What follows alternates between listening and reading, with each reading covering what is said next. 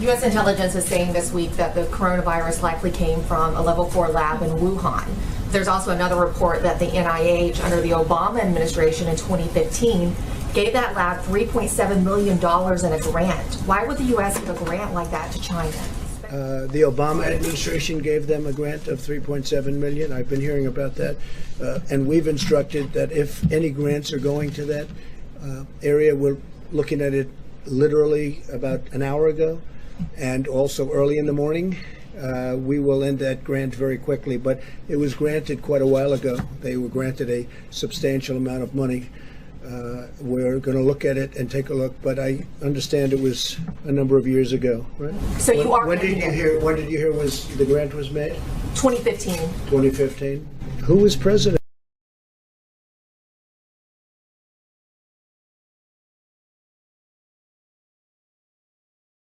All right, Sagar, what's on your radar? Well, a story I've done my best to track since the very beginning of this pandemic is the lab leak hypothesis. Why? Not because it's a dunk on China necessarily, but because its treatment reveals how the culture war in America today corrupts basic facts. It poisons the ability of our media and the elite class to do basic reasoning. And because the more you dig, you realize if the lab leak hypothesis is in fact true, we have learned nothing from this horrific event and are probably even more at risk of another one in the future. A new entrant onto the scene of reporting out the lab leak hypothesis was introduced. Stunning new facts, and it puts the mainstream media to shame. It gives even more credence to the theory. Nicholas Wade, he's a former science correspondent for the New York Times, out with a bombshell new multi-thousand-word study for the Bureau of Atomic Scientists, in which he does what I consider to be the best job so far of investigating the origins of the outbreak. If you don't know the broad contours of the lab leak theory, let me lay it out for you. We know coronavirus came from Wuhan, China, where there happens to be a lab called the Wuhan Institute of Virology. That lab was conducting a type of research known as gain-of-function research, where scientists attempt to create viruses which are more powerful than known in nature, the theory being that you can then create cures for potential diseases of the future. That type of research is incredibly risky, so much so it was banned for a time by the U.S. government under the Obama administration. But what we now know is Dr. Anthony Fauci, the so-called hero of the pandemic himself, is the chief proponent of gain-of-function research within the U.S. government. So much so, he worked within the Trump administration to overturn that ban while nobody was looking in 2017. We now also know with certainty the U.S. government, under Fauci, funded gain-of-function research at the Wuhan lab into bat coronaviruses. We also know that the very people charged with investigating whether coronavirus leaked from the lab are those that facilitated funding of the type of research itself. In short, it's not about blaming China. If anything, if coronavirus did leak from a lab, it is the biggest indictment of the public health establishment in America, that we knowingly have been funding dangerous research in places with substandard safety protocols, which may have caused the worst pandemic in nearly a century. Okay, so you're with me. Here is where Nicholas Wade comes in with some stunning new reporting and analysis, which dramatically indicts American authorities. Wade lays out how the NIH and the NIAID funneled dollars to gain-of-function research in Wuhan despite a U.S. government ban. That this funneling occurred specifically because Dr. Fauci or Dr. Francis Collins, or possibly both, overruled U.S. government policy through an exemption loophole. And Wade quotes an expert who says both of these officials, quote, have systematically thwarted efforts by the White House, Congress, scientists, and science policy specialists to regulate gain-of-function research of concern. In other words, Fauci, the hero of the pandemic, was intimately involved in funding and perpetuating the research that very likely is what caused this entire thing in the first place.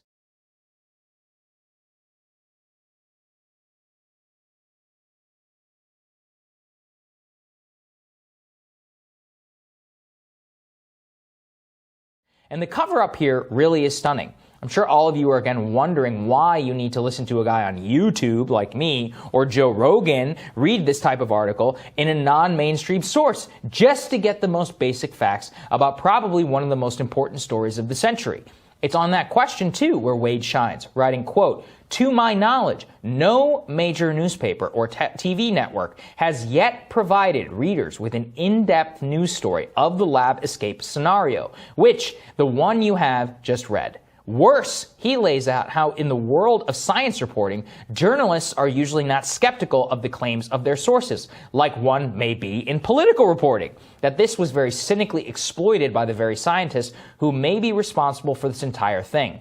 But the real reason is one that we all know. The reason the media didn't do any of this is because Trump said it was real back in March. And look, he didn't do it because he knew it was for certain. He did it because he wanted to avoid blame. But just to avoid giving him even an ounce of credit, they refused to do this investigation and unwittingly have become useful idiots for a multi-million-dollar industry which is cooking up dangerous viruses under the guise of keeping us all safe. Will they correct their mistakes? You already know the answer. Journalist Michael Tracy, he went back. He messaged some of these journalists from the Washington Post, New York Times, the Daily Beast, Huffington Post, Kaiser Family Foundation, many more, on whether they would update or correct their stories in light of all this new evidence. Not one responded to him.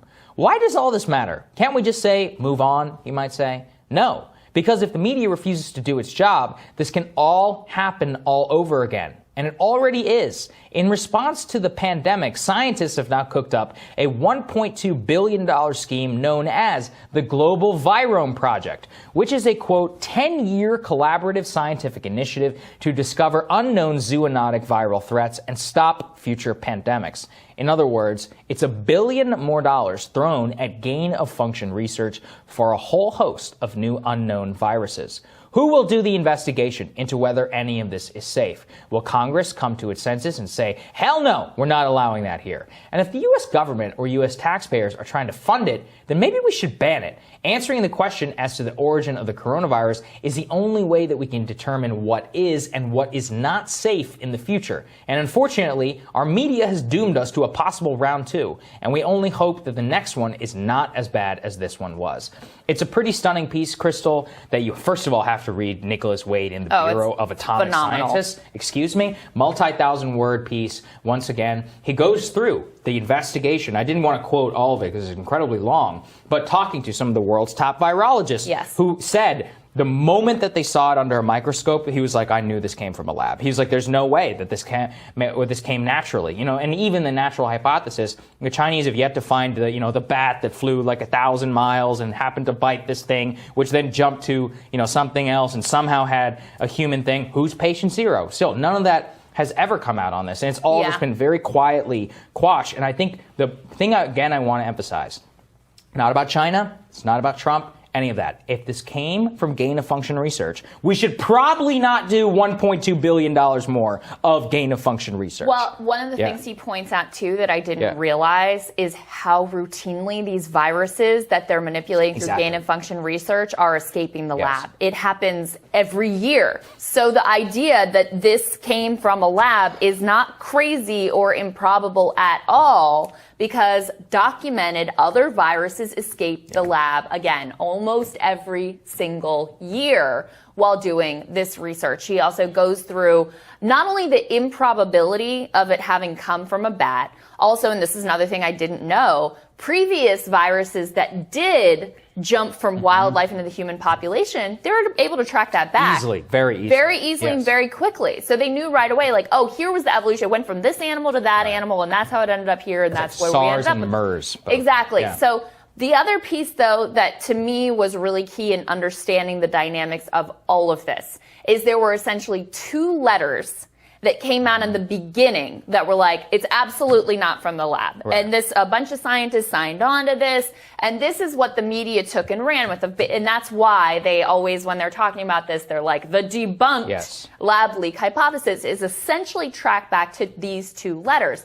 And he goes through how, in particular, the very first letter, the person who was leading the charge deeply compromised. Is Peter Daszak, who is, again, this is the person who facilitated the funding from the NIH to the Wuhan lab and is now on the Wuhan team investigating for the WHO. So this guy is directly, if it came from the lab, he's directly implicated in being involved with securing the funding for this. Now, not only does he spearhead this letter saying, oh, it's absolutely not that, with zero disclosure that he has any conflict of interest here, but as you said, he's also on the World Health Organization team that's investigating where this came from. So, look, scientists are human beings. They are looking out for their own interests in the way that human beings do. And there's a lot of money and careers and research to be had from going down, in this direction of this gain of function research. This is how people make their career. So they're ambitious, they want to protect themselves, and there is a lot of money at stake if this type of research gets exposed as dangerous as we see that it is, and is ultimately shut down. So they closed ranks. Media just accepted it. Not only because they just were sort of like deferential to the scientists, trust the science, but also that was part of it. The other part of it was Trump out there acting as a bad actor. And of course, his acolytes taking too far and saying like this was intentional, China releasing it. Oh, that's not what we're talking about here at all. But that's part of why they immediately shut this down. And just the investigation of what actually happened became this weird partisan issue. Yeah, and even now it's partisan, which is now, right now, only Republicans are the ones who are talking about it. Why? Because they hate Fauci. And look, I don't like Fauci, but that doesn't mean that this should be the impetus of the investigation. It should be Fauci, Dr. Peter Daszak. It should be anybody who was involved in funding gain of function. But more importantly, $1.2 billion thrown, 10 times more money thrown at gain of function research in response to the pandemic is possibly the worst thing you could do if gain of function research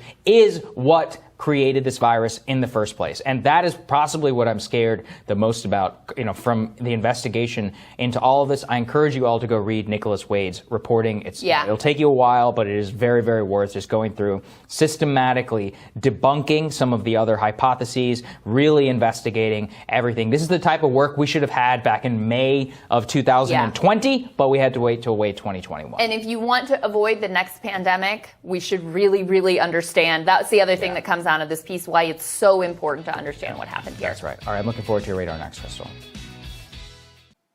Money! Hell no, to the no, no, no. Hell to the no, hell to the no, to the no, no, no, no.